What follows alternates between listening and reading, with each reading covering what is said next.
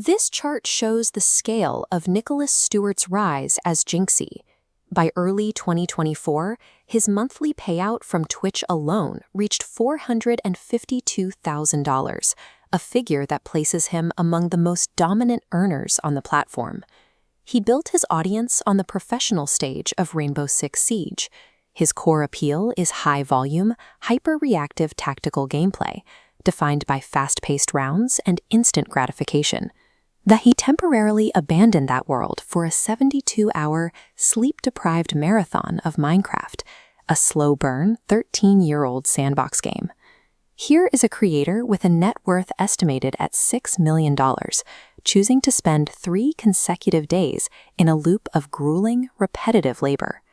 The mechanic at the center of this marathon is hardcore mode. The rules are absolute. If you die once, the world is deleted and all progress is erased. Moving from the temporary inconvenience of death in a tactical shooter to the finality of permadeath created a high-stakes vacuum that held the attention of millions. Despite 70 hours of effort, Jynxzi's gameplay remained remarkably unrefined. He relied on wooden tools well into the late game and struggled to remember fundamental recipes, like the wool and wood required to craft a bed. This lack of survival instincts drew the attention of veteran players like XQC. Notice the confident, experienced posture here. XQC has spent years navigating the high-stakes environments Jynxzi was just discovering. XQC's critique focused on Jynxzi's failure to use basic safeguards that experienced players consider mandatory. He specifically noted the absence of ender pearls on Jynxzi's hotbar. These items allow a player to instantly teleport out of a lethal situation. By ignoring this escape mechanic, Jynxzi frequently trapped himself, turning low-level threats into run-ending disasters. This resulted in a series of humiliating losses, including a multi-hour run that ended when he was overwhelmed by the tiny hitbox and high speed of a baby zombie. The stream's value came from this absurdity, watching one of the world's most successful gamers be completely dismantled by the game's most basic survival mechanics. In game theory, this is meaningful play. Extreme stakes infuse routine actions with a genuine fear of loss. After 72 hours of continuous play, this investment reaches a breaking point, where a single mistake resets everything to zero. By the third sleepless day, the stress of this cycle visibly affected Jynxzi's mental clarity. His commentary became erratic. He began fixating on global sports, like this gold FIFA World Cup trophy, bringing it up at moments that had nothing to do with the game.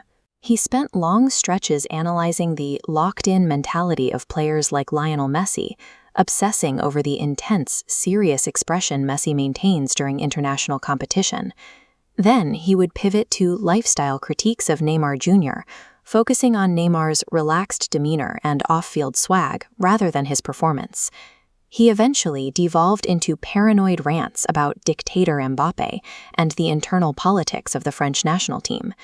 These erratic shifts between Minecraft and sports theory suggest that after 3 sleepless days, the effort required to maintain a consistent streaming persona becomes impossible to sustain.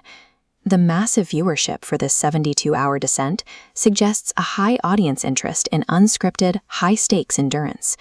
It stands in contrast to the highly edited, instant gratification clips that usually dominate Jynxzi's channel, offering instead an agonizing and slow reality. This graph illustrates the effect.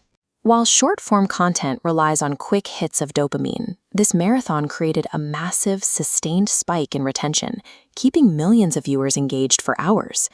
In an era of polished and predictable content, there is a distinct appeal in watching a creator fail repeatedly and authentically.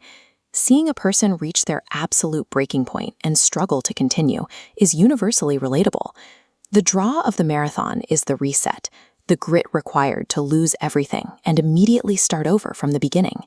In the modern creator economy, the spectacle lies in these shared, agonizing stakes of losing it all and the persistence required to try one more time.